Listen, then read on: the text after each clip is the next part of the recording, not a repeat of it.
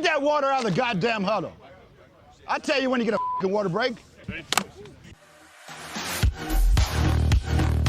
Welcome to the Buccaneers Observer Podcast. This is Ralph Phillips. I'm Molly Bay. Today is October 13th, 2019. We just had a miserable game in London. Did not enjoy that at all. Horrible loss. Did not need that. At all. I can take a loss when we're at least competitive and in it, and it's just a matter of who has the ball last. Those are the losses that I'm like, okay, I'm fine with it. We played well. Right, that was the thing. We did not play well. If anybody says Carolina beat us, it's not. Technically, it's true, but we beat ourselves. That was just a horrible showing by the Buccaneers. The Buccaneers and the Buccaneers. Jameis Winston. Yeah, this was all on Jameis. I'm not going to say 100% on Jameis. Like 99.99%. A good 70, 80%. You know, it was just bad football. Bad football. 7 turnovers. 7. You cannot win like that. No, can't do it. 2 is like, all right, you can maybe squeak that one out. 7? I know. I mean, they had 300, we had 365 passing yards. They had 209. They only had 59 rushing yards. We had 42. Time of possession was 31 minutes, 10 seconds for the Panthers, 28 minutes, 50 seconds for the Bucs. We had a 33% third down conversion rate. They had 20% conversion rate. The big difference was the turnovers, 7 turnovers. And that doesn't include the sacks. But I do want to point out this was a London game. London games are normally just abysmal. The last time we were in London, it was the Bears game where we lost like 45-3 or something. 2011, that was the implosion of the Buccaneers. It destroyed the rest of the season. Something happened. I've been talking about this for years. Nobody knows what happens, or nobody will say what happened, but something happened on the flight over there. With Raheem Morris. Some players got into it with coaching staff or something, and then after that game, they just quit on the coach. I don't think we won a game for the rest of the season, and then Raheem Morris got fired at the end of the season. Don't think that's going to happen here, but I don't know though. They gotta get that shit together. Last week was bad enough with the Saints. Well, at least with the Saints, we got beat by the better team. This week, we beat ourselves. Ugh. I mean, the Panthers didn't do anything. No, they weren't spectacular. No. McCaffrey had 31 yards on 22 attempts rushing. He had 1 touchdown, and then he also had a receiving touchdown. That one touchdown that really shouldn't have been a touchdown because he was stopped. His forward motion was stopped. He sat there for a full second and then reached his arm out. Yeah, and they gave that to him. And they gave it to him. Ridiculous, man. I tell you what, the refs we got to do something about this ref stuff. It's killing the game. Every game I watched today, there was atrocious calls or non-calls. You know, they do replays and they wouldn't get them right. And it was just like, God, this is normally every year it's bad. It's getting worse. But this year is just really bad. Really bad. Oh, which reminds me, fact check to follow up. Fact check. The 2 intentional grounding throws that I claimed by Bridgewater in the New Orleans Saints games were in fact not intentional grounding. I went back and reviewed the rules. And what it says is, you know, when they're outside the pocket, they have to throw it beyond the line of scrimmage, right? But in brackets, it says extended. The line of scrimmage, brackets, extended. So that means it goes basically around the world. So you could just chunk the ball, and even if it goes out of bounds 20 yards away from the line of scrimmage, as long as it lands past the line of scrimmage, if it goes up in the stands and is past the line of scrimmage, then that's fine. So those 2 intentional grounding calls I said Bridgewater threw that were not called, they were not intentional groundings. So just wanted to get that out there. But yes, horrible game. And it's Jameis Winston. The big thing, and this is what I said, I wanted to do a video on it at the beginning of the year, you know, before the season started. The 2 big things I really wanted BA to fix with Jameis Winston is his happy feet and his not seeing the field, you know, not seeing open receivers downfield. And today he just had bad happy feet. Bad. I mean, anytime he thought he felt pressure, he just started scrambling. And it wasn't good scrambles. It was panic scrambles. He looked to me, I think that he has trust issues with his offensive line, which I'm not going to comment on that one way or the other, but he seemed to be working through that with the starters this season. He had kind of calmed down. We haven't really seen him play this bad since San Francisco. Right. So I think he's worked through his trust issues with the starters on the offensive line. But then with that right side of the line, him having 2 backups in there, I think everything just went out the window. He went back to old Jameis They mode. need to do some like group therapy or something so he can work through his issues. He needs a quarterback pocket counseling. Well, I think what they need to do is strap him to a chair, chaining, tape him. I don't care what they do, but make sure he can't move. Sit him in front of the all-22 of Tom Brady in the pocket and just force him to watch 20 years of Tom Brady in the pocket. Like Clockwork Orange style? Yes, pry his eyes open with some toothpicks or something. Because Jameis Winston, sometimes he'll get out of the pocket, scramble, do something nice, or he'll get out of the pocket, get on the outside, and throw a good pass or whatever. But 9 times out of 10, he starts scrambling. It's a mess, because it makes the offensive line's job impossible. Because once the quarterback moves out of the pocket, offensive linemen don't know where he's at. So, they don't know how to block the defense. And several of those sacks, Gerald McCoy's sack in particular, was him walking into the defender. Yeah, right into him. One time he scrambled, quite a few times. The vast majority of the times he scrambled when he didn't have to. He could have just maneuvered around in the pocket or thrown the ball, but he would just panic. But one time he scrambled when he didn't need to, and he ran forward and ran right into one of our linemen, and then bounced back, spun around, and got tackled or sacked. Most of the sacks, from what I could tell, I haven't seen all 22. It won't be out till Tuesday. Almost every sack was because of Winston scrambling.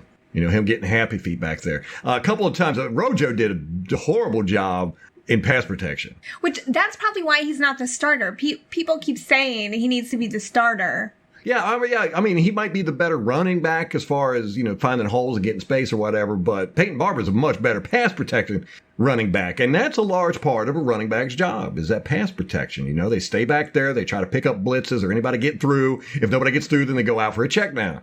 One time, this was I think we were up near the goal line around the 10-yard line or something like that, their goal line. And Rojo missed a blitzer coming in, right? And the guy's charging right for Winston, but he's still about 4 yards away.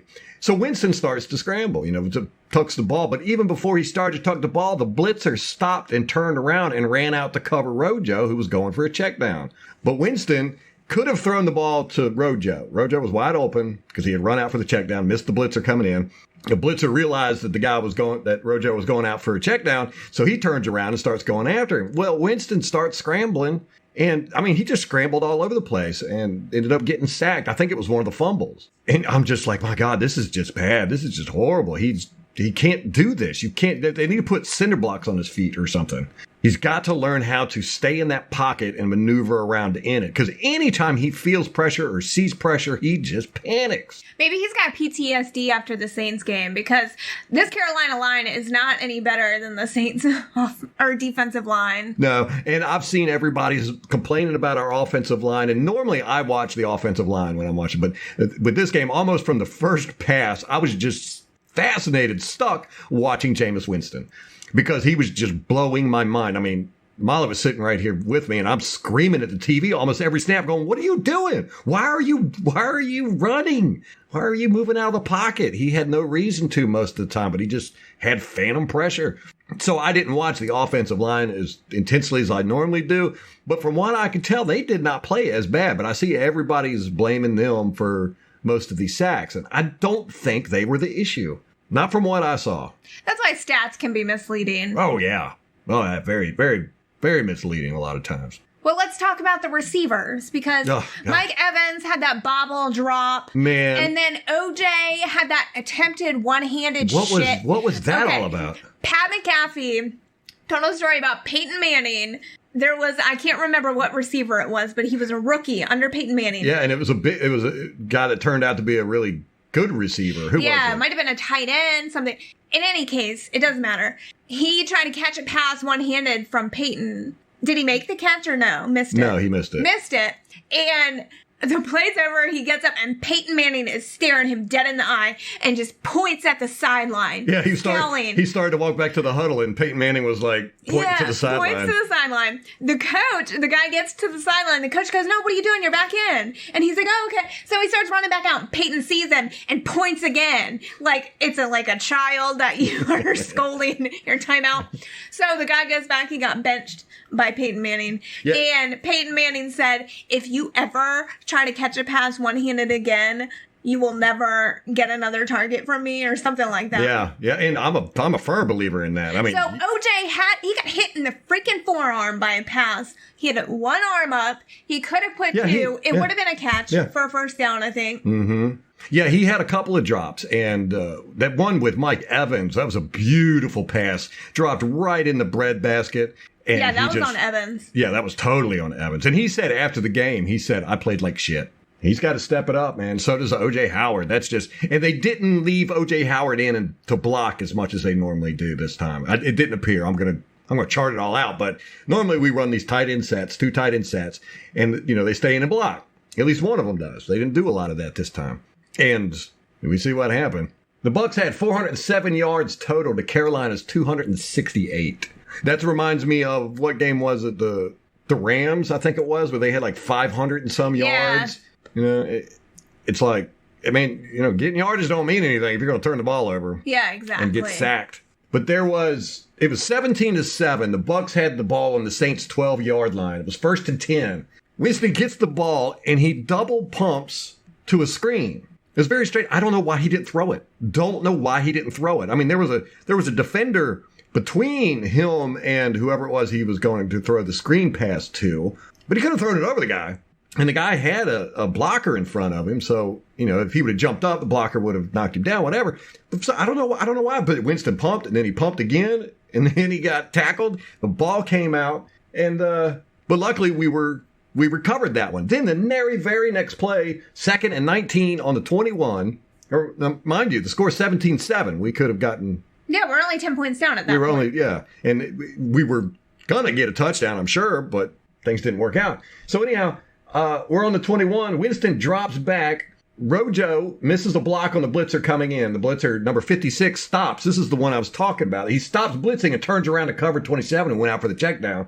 Winston panics, runs around like a chicken with his head cut off, gets hit eventually, and the ball knocked out of his hand. Carolina gets the fumble. Now, he could have thrown that check down. And you could see when it happens, Jensen is standing there, and he just gets frustrated. He just throws his hand up and just storms off the field. I think he was pissed. He was like, "What are you doing?" But to me, I think that's when the game just went to crap. I mean, it was bad before, but it just seemed like everybody just lost all gumption after that. They were like, "There's no way we're going to be able to win this game with Winston playing like this." Yeah.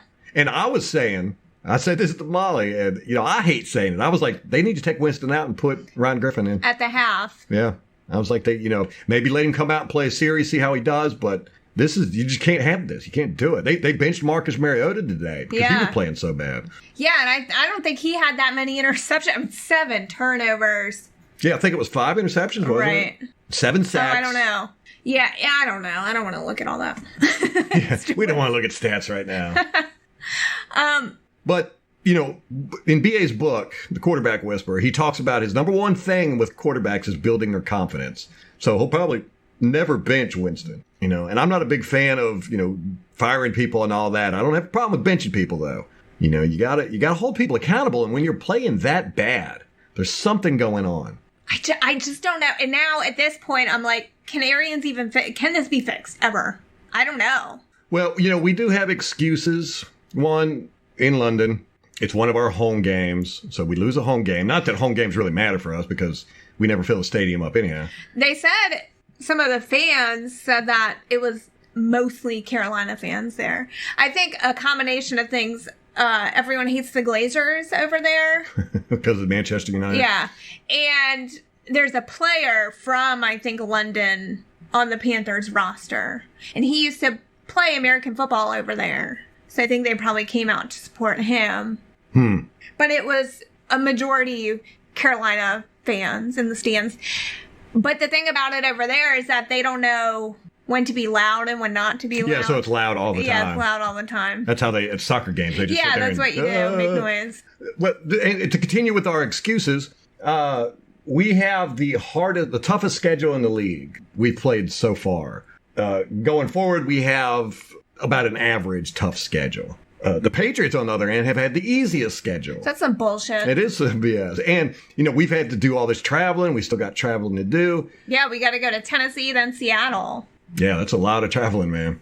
So, there are excuses, but there are no excuses for how Jameis Winston performed today. None. No excuses for that. He should have seen that he was not playing correctly and just played extremely conservative. But it seems like with Jameis, he feels like and Bruce Arians said this after the game in his press conference, that Jameis tries to be Superman too much. And you just get that feeling. And he's just not Superman. He's not Superman. I feel like when he gets that away, that's when he makes his biggest mistakes. When he feels like he's got to do all this scrambling and running around and throwing these balls in tight windows. He was throwing horrible today, too. He had so many passes that were over and behind receivers. And Chris Godwin is the only receiver we've had that's been consistent and good this year. Stop throwing the ball to Scotty Miller. Just stop. Ridiculous. He's only had 2 catches and 20 targets, something of that nature. I mean, it's really bad. And both catches were contested where he dropped the damn ball after he caught him. Did you see him today? All right, so he caught the ball and a defender's leg was caught up in his arms. He ends up carrying this dude. He was picking him up. This little guy, he's 5'10", 174 pounds. He's carrying him. It was the weirdest looking thing. They had contested it. I think the guy was trying to wrestle it from him, the defender, so Scotty wasn't having that. Yeah, he's only caught 2 passes. And then there was another one, which was a bomb, and he should have, dove for it, kicked in that second gear that everyone says that he's gotten. He just didn't do it. And you're like, that was the perfect opportunity. It would have been a touchdown for sure. Yeah, and you see this with receivers all the time, especially these speedy receivers, that they'll be going down the field, they'll be open, the ball will be thrown, it's, a little ahead of them, and they'll pull up. Once they realize that it's not going to land right in their hands, they'll pull up. And he did that. He pulled up. I got so mad. I'm like, why don't these receivers just dive for the damn ball? Yeah. If you dive for it and you don't catch it, that's fine. But just not even trying to catch it? Come on, man. And they've had, with Scotty Miller, they've thrown a couple times to him, or Winston's thrown a couple times to him, these routes where he's just blazing down the sidelines. But he's got a guy plastered right to him. He's not getting any separation, and Winston throws it to him anyhow. He's thrown 3 or 4 out routes to Scotty Miller, which I think that's the most retarded thing in the world. You're going to throw an out route to a speed guy. There's no opportunity for him to run after he catches the ball. They're not designed. You throw out routes to these tall guys that can, anyhow, he's thrown 3 or 4 out routes to Scotty Miller, and every single one of them has been over his head. Every single one of them. Because the guy's so short. And Winston's used to throwing him to Evans, who can jump up and catch him, or at least stick his arms up and catch him. So just stop throwing it to Scotty Miller. Unless he's wide open, blazing across the field, don't throw him the damn ball. See, after Mike Evans and Godwin, I don't feel like we have any viable options at receiver. Bobo is hit or miss, and we'll talk about him in a second. And then I don't know what the deal with Justin Watson is. I feel like he's never out there. Brashard Perriman, useless so far. We got who else do we have? Did I miss anybody? Bobo, Scotty, Justin, and Brashard Perriman. Like, none of these guys are showing up. Chris Godwin is like the only one on the offense that's, like you said, consistent. Mm-hmm. Yeah, and O.J. Howard, I don't know if he got big-headed because of all the talk about him in the offseason, how he was going to be an elite tight end and everything, but he has done nothing. I know. Cameron Brate really showed up this game. Yes. Which I wish they would use him more because him and Jameis seem to have a rapport.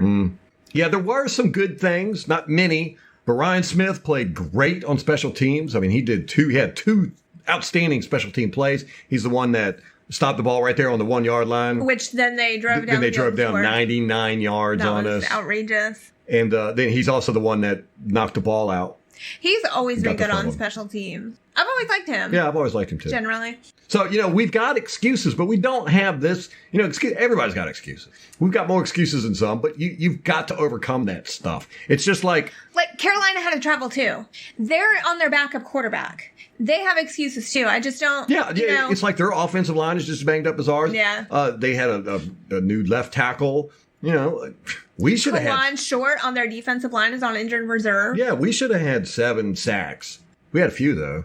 Our defensive line played well, I thought. And, we stopped the run. Yeah, again. But they didn't need it this time. No. They need it with Cam. Yes, that's true. Kyle Allen seems a little more versatile. Yeah, and they had some receivers drop balls as well. Oh, yeah. But the whole game, 100% was the turnovers. And they were just about all on Jameis. They were just stupid and ugly.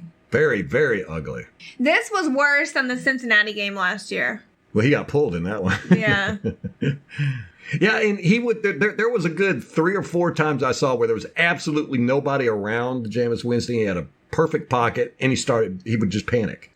I felt like towards the end there was a glimpse of him being more calm and collected, where we were only 16 points down.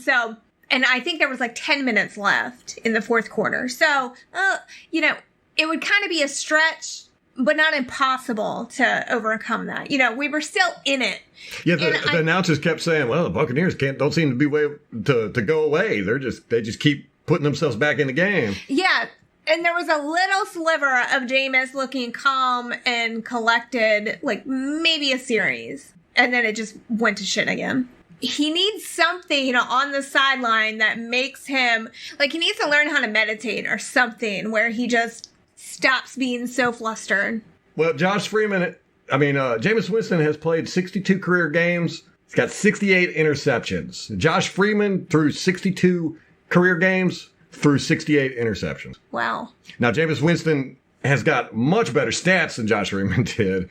And that kind of surprised me, too. I didn't realize that Josh Freeman had done that many interceptions. There's just something's going on. Something needs to be done. I'm not a fan. If you listen to this podcast, we will never call for anybody to be fired. No player to be cut. Just don't believe in it. This is our team. I support the team. That includes everybody from the ownership to the cheerleaders, especially the cheerleaders. Speaking of that, today is the 6-year anniversary of when we went down there to watch the Bucs lose to the Philadelphia Eagles. Oh. Nick Foles. Wow. Right after we got married. And what's the first thing we did? Took pictures with cheerleaders. Took pictures with the cheerleaders. I could have left to come back home after that. Especially after that game. That's what you told them, too. They got a big giggle out of that. Hey, I told her, I said, this is the only reason why I come to the game. We released Dayon Buchanan the other day. I found that strange. He hasn't played. He's gotten very few snaps. Yeah, and that was a Bruce Arians guy from Arizona. But releasing him gives us compensatory picks. Yeah. So, did we ever use them? I don't know. Yeah. I mean, we could trade them and all that good stuff, but, we'll use them. And so, that's probably why they released him. We might pick him up after. I think we can pick him back up after week 8 or 9, something of that nature. Don't know. We'll see. Devin White, he didn't do well in coverage, but he played good. He had some good tackles today. He had one really good one on McCaffrey. Makes up for that stiff arm. Yeah, that's the one where that was his fault. Yeah. Not the stiff arm, but McCaffrey was open. Yeah, he ended up over there standing beside Levante David on the right side of the field. The left side, if you're on the defense, they were both right together. And that's happened quite a bit with this team. Linebackers getting bunched together and somebody missing their coverage assignment. So McCaffrey was able to catch that ball and not have any to tackle him or contest the catch or anything. So, McCaffrey, that's the big thing with him. Don't give him space. You see what happens. If you watch the past 3 games he's played, the guy is incredible. I mean, he's making moves and doing stuff that, I've never seen before. I think they need to drug test the guy. There's no way he's doing this a la natural. So we've got excuses, but we've got a lot of adversity to overcome. We've got the being away from home, no home games for a long time. We've got all this traveling we got to do. We've got injuries. We've got the referees we got to compete against. These weren't too bad today. Besides that touchdown was kind of questionable, but other than that, I thought they did okay. They were scared of BA.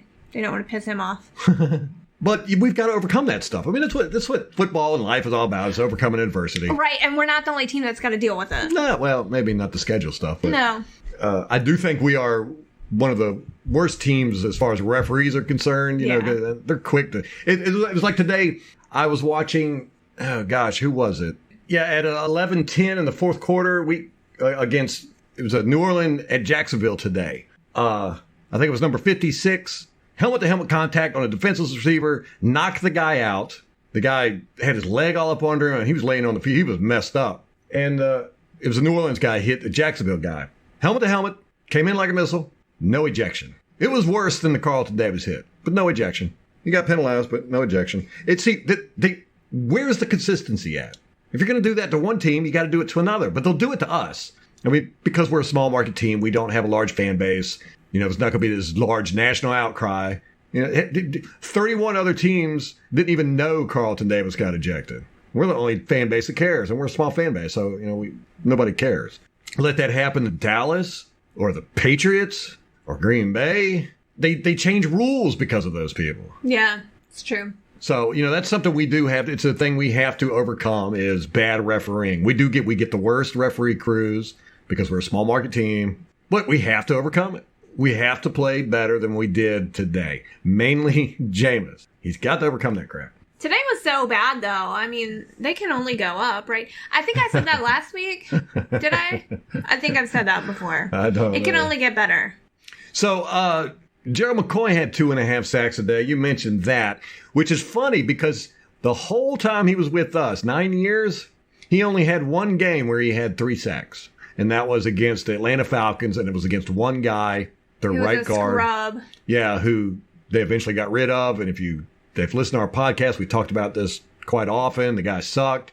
And Gerald McCoy sacks today, from what I saw, okay, once the All-22 comes out, I'll be able to have a better understanding of it. He didn't do anything. He didn't do anything special. Jameis ran into him. I saw that on I think the first sack. The one with Ali Marpet. Yeah. Yeah.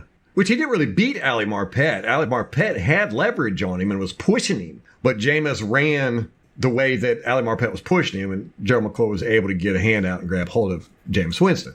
But this is why I am glad Gerald McCoy is off of our team. This is one of the big reasons. Is because one of the big issues I had with Gerald McCoy is he sucked all the attention from this team into himself. All of it. I would not want to play on a team with Gerald McCoy because no matter what you did, he's going to take credit for it. He did that with, I know what you're going to say. Yeah, Levante David. He did that to Levante David what was it? Levante's first or second year when he had a bunch of sacks and TFLs. And McCoy said the reason Levante is able to do that is because I'm taking all the double teams on the line. Yes. So Levante can shoot in there and get the sack. Yeah, and Levante is a humble guy, and he doesn't get in front of the microphone a lot. So, Gerald McCoy just basically took advantage of that. Well, anyhow, after the game today, Gerald McCoy, of course, has to go and start giving a bunch of interviews. Well, he gave an interview today with Pro Football Talk, NBC Sports, right after the game, via phone. A phone interview. I mean, who does that? Right after a game in London, you get on the phone and start giving an interview. I don't know. It's just weird to me. But anyhow, McCoy told Pro Football Talk that the reason why they won is because he told everybody, he told the rest of the defensive line how Winston plays. Of course, I guess he forgot to do that week 2. I guess so. Never occurred to him. So, yeah. So you know what? He said that he told him that Winston likes to step up in the pocket. Is that true? No. That's what I know. That's one of the things I'm like, wait a minute. Dude, where is he getting that from? I wish Winston would step up in the pocket. Winston does not like to step up in the pocket. Normally, when Winston feels pressure, he spins. And he spins to the left. He doesn't step up in the pocket. I wish he would step up in the pocket. But Gerald McCoy says he steps up in the pocket. Or whatever, It's just Gerald McCoy running his mouth. But he's taking the credit for all 7 sacks by saying, I told the defensive line how to play this game. And then, of course, McCoy talks about things that Rivera said and all this. But it's just, God, I'm so glad that's off the team. So glad that's off the team. Yes, I'm discouraged with today's loss. I was discouraged about the Giants' loss. I was discouraged about the 49ers' loss. And I was discouraged about the Saints' loss. Saints' loss, I felt like we got beat by the better team with a lot of help from the refs. We just did not play with any passion in that game. No energy. The Giants game, we should have won. We lost that game. We missed a field goal. Point blank. That was the reason why we lost that. One guy kicked the ball a foot to the right.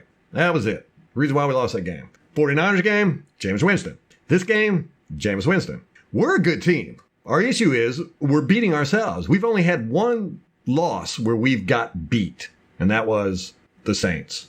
To me, this is why it's so discouraging, is that we've been here before. I feel like this is what we said, every week last week that we lost. Last week or last year? Last year. Last season, 2018, it was just the same thing. This little crap when we're just beating ourselves. And it's frustrating. And today I felt like for the first time, it's not the coach. And I don't know if BA can fix it. The first time I felt like this. Now, when we fired Cutter, or it was inevitable that we were going to fire Cutter, you and I argued this, that it's not the coach. And actually, Freakonomics did a study of coaching turnover, I think at the college level, but found that replacing the coach rarely helped. Mm-hmm. And so we were always on that wagon, except for when Lovie Smith was here. That was definitely the coach then. Yeah. But now it's like we put all this into BA and we felt like he was going to fix it. And now I'm like, what if he's not going to? I do feel discouraged and despondent a little bit. I'm like, come on, not again. It's just so reminiscent of everything we've been seeing for the last 10 years. Oh, no, I feel you. I mean, after this game, you even tweeted out, I had to go take a nap because I was so angry. I didn't really take a nap. You were there with your eyes closed. I needed my alone time. But I felt like after this game, I was like, screw this, man. I am tired of supporting this team and doing all this stuff. I'm just done. We do this podcast, we do the website, we do the videos. We don't do it for the money. We don't get any money. We don't have any ads. We don't do any of that stuff. Not like all the other podcasts where we're hunting for sponsors and all. We do it because we want the team to do good, and we're going to do everything we can to help them, and we just like it. But after performances like today, you just want to quit. I'm like, I want to get rid of all my Buccaneers gear. Just I'm tired of it. I'm done with it. Let's just be New England fans. No, I'm tired of football. I'm tired of getting angry at bad calls, no calls, stupid crap all the time. When it just gets so, you get so despondent. But then you got to realize that this too shall pass. We will play good. We're a good team. We will play good. This is a snafu. There's going to be other games that are bad coming out, but there's going to be other games that are good coming out. This is a long season. We're not even a third of the way through it yet. So yeah, we are a third. We're in the second third. We're just starting the second third. Yeah. After this bye week, right? Will be No, this game. This is week 5. This week 6. The Saints was. Oh, that's right. Week 6. Okay. Yeah. So the first third's through. So we'll only have a third of the way to this. There's a lot of football that goes on. This happens every year. You brought it up. You bring it up all the time. Usually the teams that play good in the first third don't play good in the second third or the last third. And it's usually the teams that are playing good at the end of the season that back into the playoffs that play well in the playoffs. So, we've got a long way to go, and we are a good team, and our defensive line is really good. Here's what I worry about. Bruce Arians preaches to the team, this is their team. They're going to go as far as they want to take them. I just worry about that losing culture and the losing mentality that he can't shake it.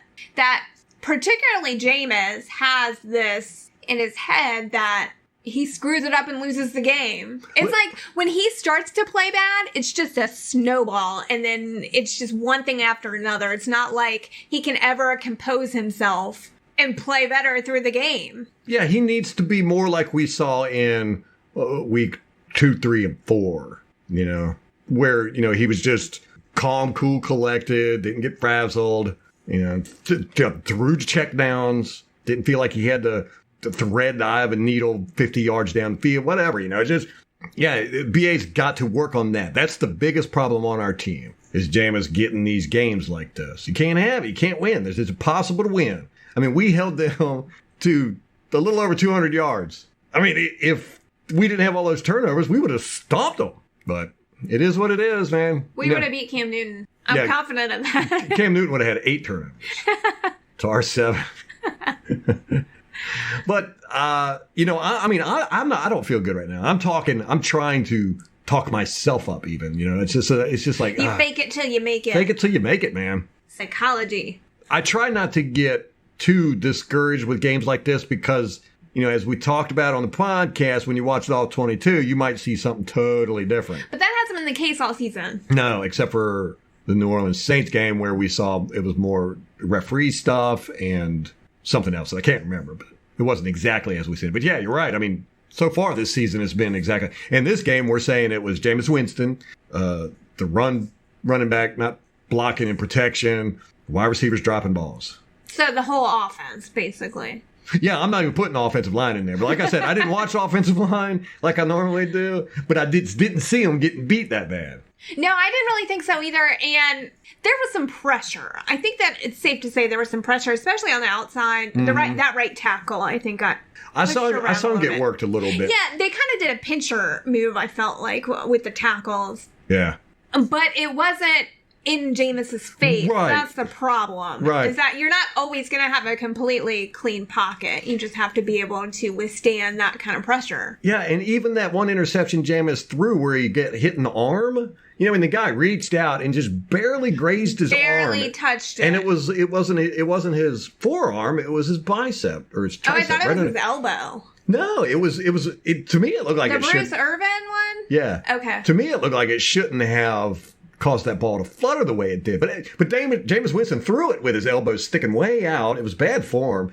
And he throws it, and it just turned into a duck. And that's the one, O.J. Howard. I can't wait to see this one on All 22 because it looked to me like O.J. Howard had jumped up in the air even before the ball had been thrown. And then that one, went off course, and he reached out and tried to get it with one hand. That was another one-handed attempt, and it was just too far away and got intercepted. So I don't know. I mean, I'm not going to call for Jameis Winston to be traded or fired or cut. I wouldn't be too mad if Ryan Griffin was put in there. I'm not going to lie to you. From what I saw, Ryan Griffin's got some game management skills, and he was throwing some lasers. He didn't seem to be quite the liability. No, it didn't seem like it. But we've never seen him in a live game either, right, other than preseason. Against starters. The best quarterback or the fan favorite quarterback on the team is always the backup. So I don't want to be that guy. But I did, man. Today I was just like, oh, God, just take Winston out and put Griffin in. Do it right now. Claim Winston's got a flu or he broke his leg or something. He broke his leg walking back to the locker room at halftime. Something. Because it was just bad performance. And I wish we would have ran the ball more. We were doing kind of well with the run and just... Yeah, they didn't have many rush yards, but I think they had more than we did. I think so, too. Yeah, we only had 42. They had 59. Yeah, we only had 14 rushing attempts, and one of those was Winston. Wow. They had 29. They only had 2 yards per rush average. We had 3 yards per rush average. I mean, stat-wise, we killed it all in everything except for the turnovers. I mean, they only got 3 of 15 third downs. Wow. Yeah. We killed them in penalties, too. We had 9 for 70.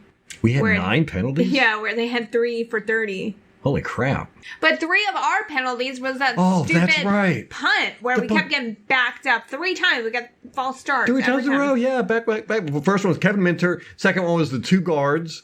And then the third one was a long snapper. I don't even know how you do that as a long snapper. How do you false start as a long snapper? I don't know. That was a weird one. That was weird. And they didn't replay them. That was the thing.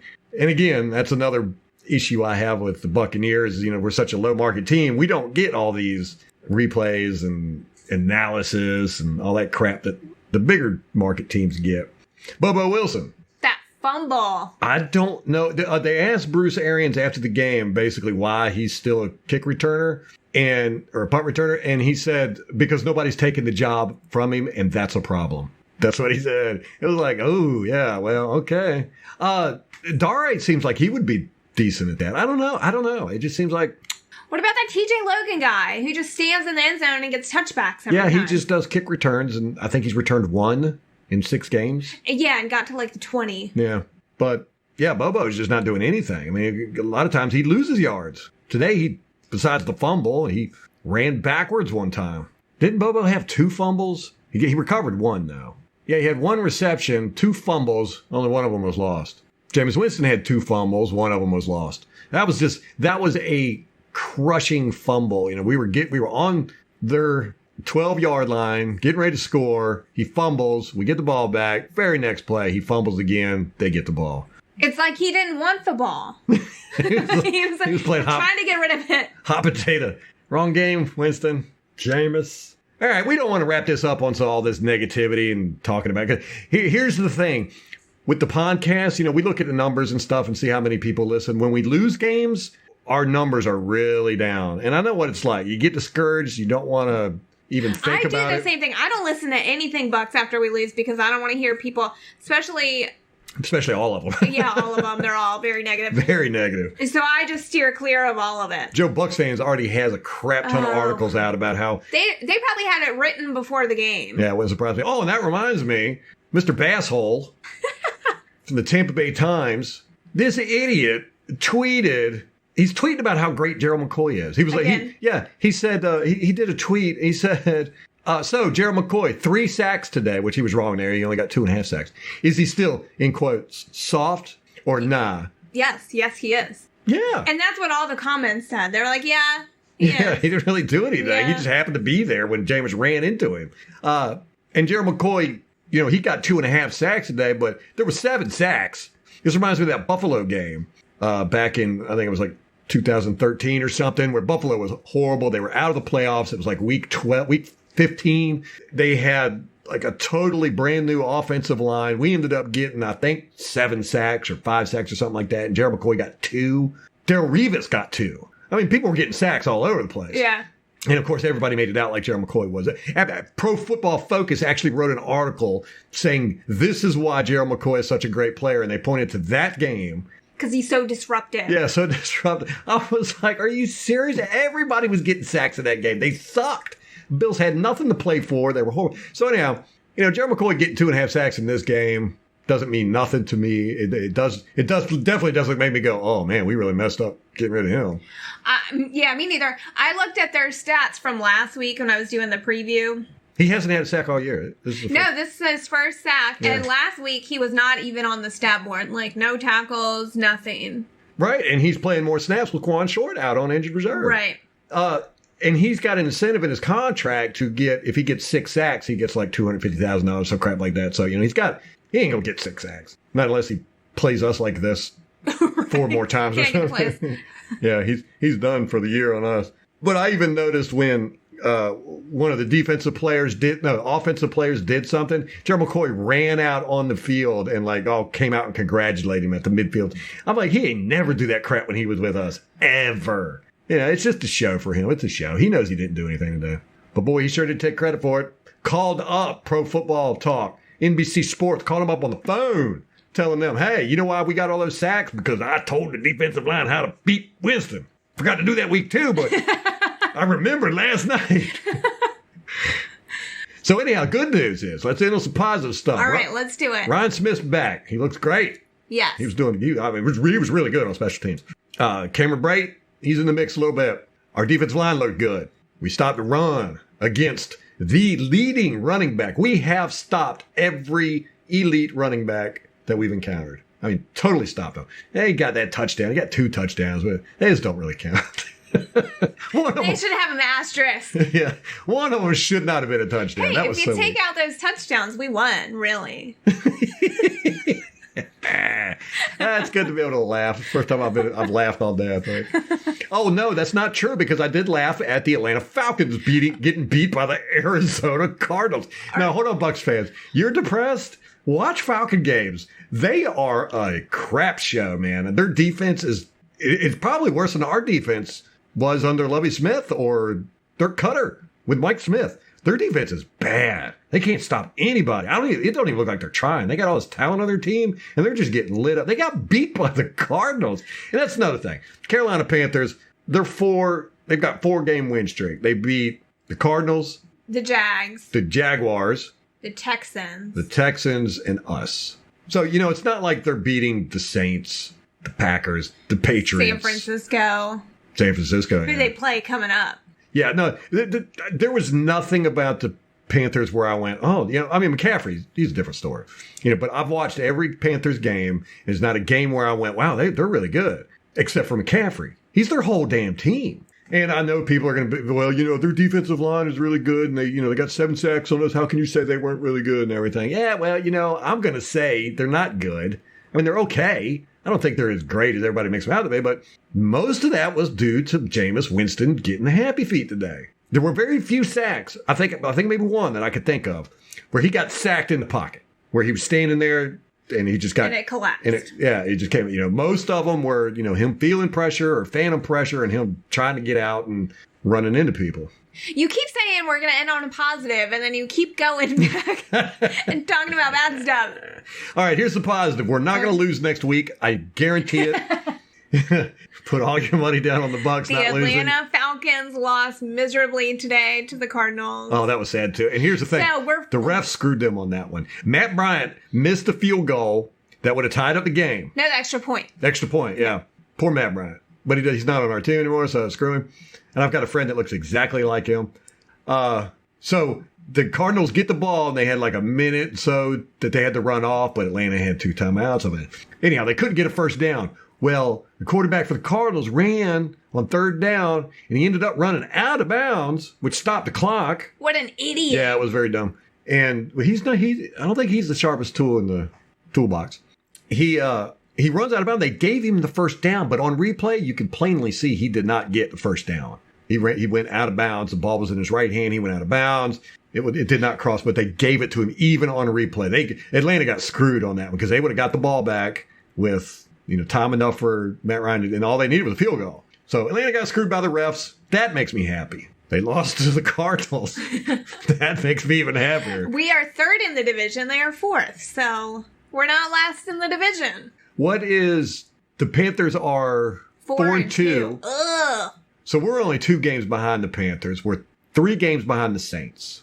It's a long season. There's still 10 games to play. Anything can happen. Everybody that watches football knows this. The Saints might collapse. It's a large possibility. Well, it's a possibility. I wouldn't say a large possibility. The Panthers are going to collapse. That's almost a given. I mean, they're on a free ride now because they've got this quarterback that's throwing these nice little routes underneath and not doing a whole bunch of mistakes. The receivers still can't catch the ball. Yeah. Crap's going to happen to the Panthers. I mean, they're going to run up against the 49ers and the Saints and twice. They got to play the Saints twice coming up. They got the Packers coming up. So there's a large possibility they're going to do their second half season collapse. Not worried about the Falcons at all. They're a total mess over there. I'm still of the opinion that we are going to be fighting with the Saints for the division title. I know nobody wants to hear that right now. I'm sticking to it. I said 10-6 to start the season, so we only got 2 more losses we can have. Hey, our bye week is a good time for it. Get Jameis Winston into some therapy, some calm down counseling, put some cinder blocks on his feet. I don't know. We could get him medicated in that much time, right? Get a what? Get him medicated. Oh, so hey, it's not over by a long shot, and we are a good team. Things just didn't go our way today, but it's a long season, and gosh darn it, I'm tired of not going to the playoffs. Molly has never, since she's been a football fan, experienced playoff games with the Buccaneers, and that just makes me sad. So I implore you, Buccaneers, for Molly's sake, go to the playoffs. Let her experience that fun when your team's in the playoffs. All right, what positives do you have? Take us out on a positive note, Molly. We get a week off tomorrow, starting tomorrow, next week. The bye week. That's my positive. That's all I got. You were not near as despondent as I was after this game. You got up, you started cooking. I'm just conditioned to this. I'm used to it. I've got high expectations. Hey, and all y'all Buck fans out there, don't feel bad about being despondent, man. Keep those high expectations up. Next time we play against the Tennessee Titans, October 27th, expect them to go out there and whoop butt. Have those high expectations. Don't be going into this thinking, Jameis Winston's probably going to throw 8 interceptions and blah, blah, blah. No, He's going to go out there and light it up. Mike Evans will probably have 5 touchdowns. Rojo will probably run for 150 yards. We'll have 9 sacks. One good thing, we didn't do a podcast Friday. I'm glad we didn't because I would have picked us to win. So now I don't look bad. I don't look that bad. I really did think we were going to win this game. I was pretty confident in it. But nobody could have seen this coming. No. Nobody. As a matter of fact, a lot of people picked us to win. That'll teach you. All right, that's going to wrap it up for us. Till next time. Go Bucs.